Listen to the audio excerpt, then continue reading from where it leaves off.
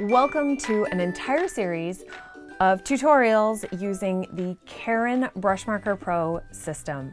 My name is Amanda and I'm super excited to dive into these markers with you to show you how versatile they are for lettering, but also how you can use them for watercolor projects. Now, I would by no means consider myself a watercolor artist, but instead I am someone who enjoys playing around.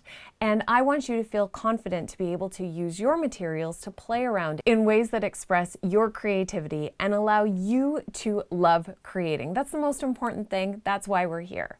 So the first thing that we need to do is look at our selection of colors. Now, some of the colors look very similar. Some of them look very dark. You might not know exactly how each of the colors looks on the page. So we are going to create a color chart to be able to make informed decision about the colors that we choose for the projects that we are going to be creating in this tutorial series. So since these are watercolor markers, you will have a darkest value of the color and then you will be able to go to lighter values as well. And you need to know all of those values. So using some watercolor paper, and I would highly suggest that you are using a good quality watercolor paper like the Canson Heritage paper or another high quality artist brand of paper so that you get the best results. One reason that I say that it should be artist quality is because the student quality, sometimes the markers won't blend as well, or you'll see lines or edges where you have gone from marker on the page into adding water and wanting it to become a watercolor look. And those lines stop it from looking like watercolor. So using a good quality paper will help to avoid that. Other than your paper, and this is a 12 by 16 size sheet, you're going to need a ruler, a pencil, an alcohol-based fine point marker. So I'm using the Tombow Mono Twin. You can use a Sharpie or anything for this. You just want it to be something that when water is put on the page, it will not run. You're going to need either a water brush marker or a paintbrush and some clean water, a paper towel for you to be able to wipe the extra water off of your paintbrush, and then of course your Karin markers. We're going to be creating a grid system on here so that you can put every single one of your markers onto your page and you can create watercolor samples of each color. Now, I know that this is something that you're probably going to think, I can just skip that. But I promise you that before I start any project with my markers, I always refer back to my color chart. So it's actually very important and will save you so much time and save you pens because you won't be wasting any of your colors on a project that's not going to work. You're going to be able to make your completely informed decision. Now, many color charts, you just put a little bit of color at the top and then you pull down with your water. But the really nice thing about the Karin markers is that you can continue to add color on top of color. So we're actually going to be doing 2 rows for each color. And I'll show you what I mean as we dive in. But that just means that each of your blocks for your color needs to be wide enough to be able to fit 2 rows into each color area. So I suggest drawing a line about 1/2 inch from the top. And if you have a longer ruler, you'll be able to get further across the page. And just to do this in pencil, this initial outer border is something that you're going to want to be able to erase after you draw over it with your permanent marker. Then drawing down the side, and I'm using an Omnigrid ruler here, which is really nice because you can make sure you get your perfect 90-degree angle. I've lined up the line underneath along this 1/2 inch mark, and now drawing down the side, I know that it's perfectly 90 degrees.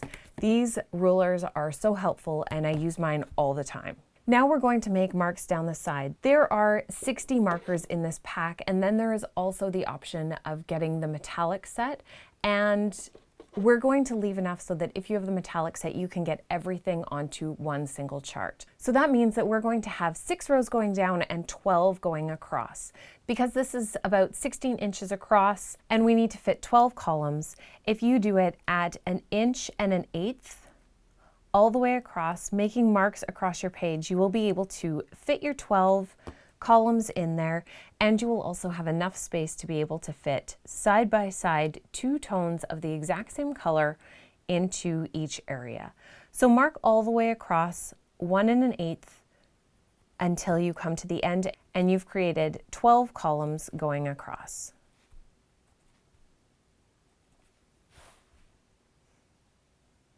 Now you want to draw a line that follows the end of your 12th column and make sure that it is perpendicular to your top line.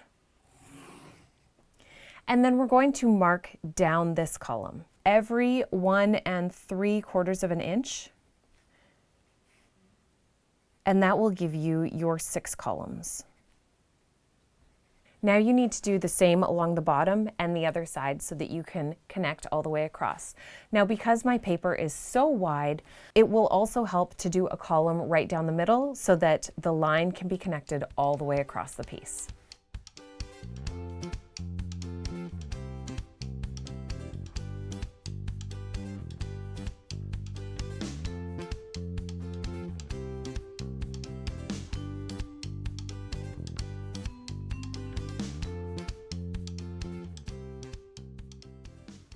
After you've drawn in your original guidelines and you have it all laid out, you can go in with your permanent marker and start to complete your chart.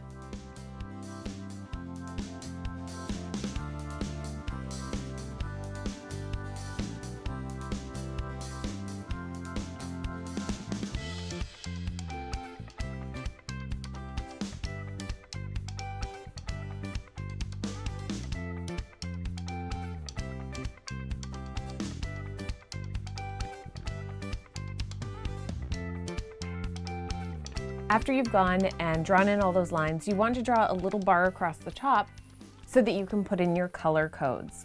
So give yourself about 1/4 inch space and draw all the way along for every row.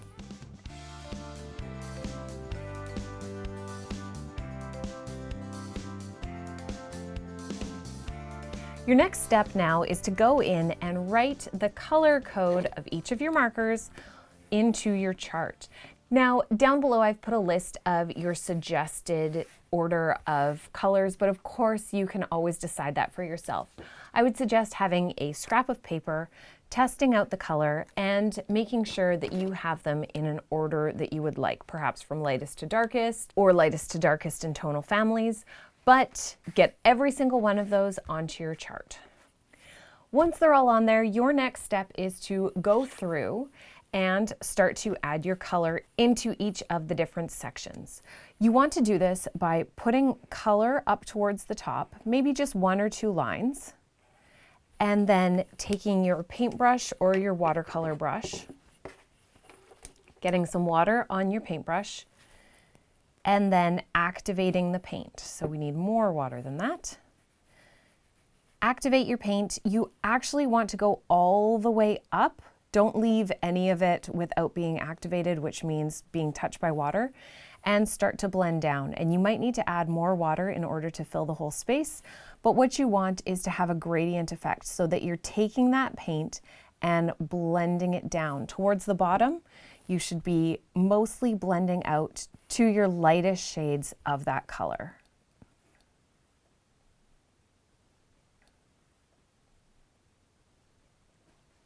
If there's still too much color there, you can always take your brush nice and clean, dry off some of the water just by tapping onto your paper towel, and then lifting up some of that paint. So you should have your tones changing from dark to medium into light. You're going to do that for every single one of your colors, but one thing I would suggest is that you skip squares so that you are doing this rectangle and then moving on to this rectangle, because if the two are both wet and they touch, you're going to have bleeding of colors. So by going through and doing every other one and then coming back and doing those empty ones, you're going to have a nice clean chart where you won't have any color bleeding.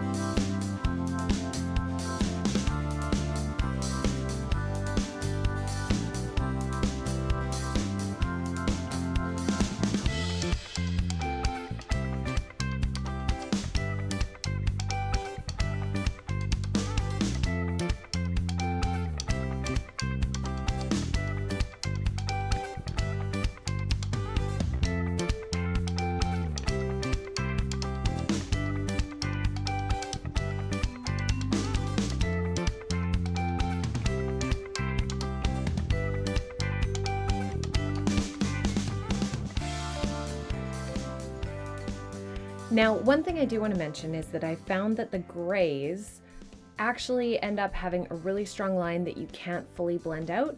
So you might want to get that square wet first before you add the color, just so that it can start to blend right away and doesn't settle into the paper.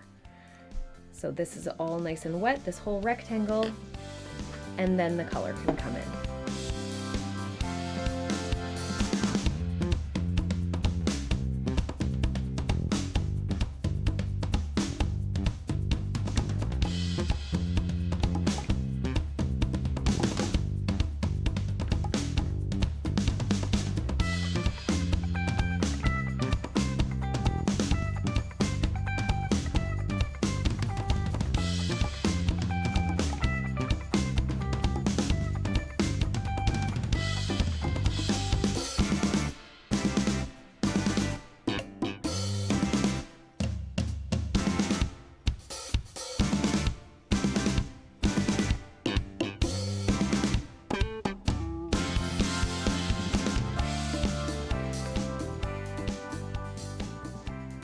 Once you have your first set done, now you're going to go back and do another set. So this does take a while, but like I said, it's worth it because then you always have that record of all of your colors and how they layer right in front of you.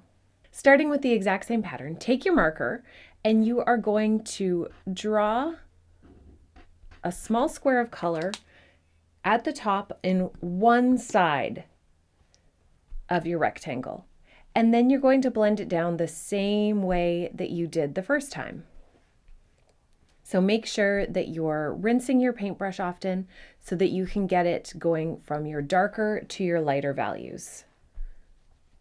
Lots of water on your brush as you get towards the bottom. And if you have too much paint on there, you can always go in with a dry paintbrush and lift up some of that color. Just make sure that you have a nice smooth gradient from the top to the bottom. You want to do this for every one of the colors in your collection because you'll be able to see then what it's like with one cover of that color and then what it looks like with a second layer of that color. Very often with watercolors, you're going to be putting down one layer, but then you go back and you build up layers on top of that. So it can be really helpful to know what that second layer looks like as well. So go through the rest of your chart with your second layer of color, doing that square at the top and blending it down to get your gradient all the way down to the bottom.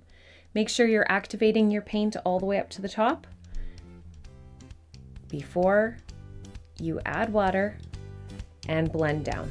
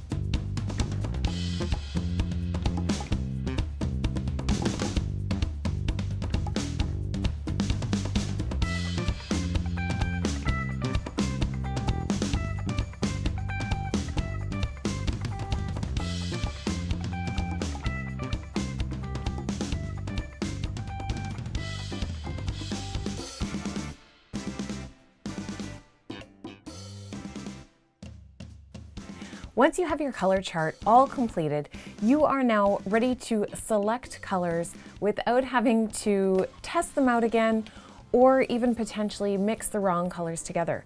You can simply look at your color chart. If you're looking for a blue, you're able to pick the perfect blue for you. This is also really helpful when we get into blending and mixing in some of our next tutorials, because you can see not only the deep, rich colors that you can get, but also the light colors of each of your markers. And some of them, like almond, which has almost no color, you can realize can be a great base for some of your letters, perhaps. And we'll talk about that in our lettering tutorial with the Karin markers. But also being able to see that turquoise can be a super, super deep, deep dark color, or it can be this beautiful light color, can help you when you are not only choosing your colors, but also when you're using them on your page to see exactly how dark you can get it and just how light you can make it. And that beautiful lightness and darkness is what will make your pieces stand out from the rest. So don't stop learning about Karin markers here. Create your color swatch guide and then make sure that you subscribe so that you can see all of the tutorials in this series. We're going to be doing letters, we're going to be doing leaves, we're going to be doing berries, we're going to put it all together in a wreath, and it is going to be stunning. It's going to take a few different lessons to learn all of those different things, but once you've got them, they're yours forever and you'll be able to mix and match them in any way you like. So make sure you click that subscribe so you don't miss a single day of the Karin Marker tutorial series.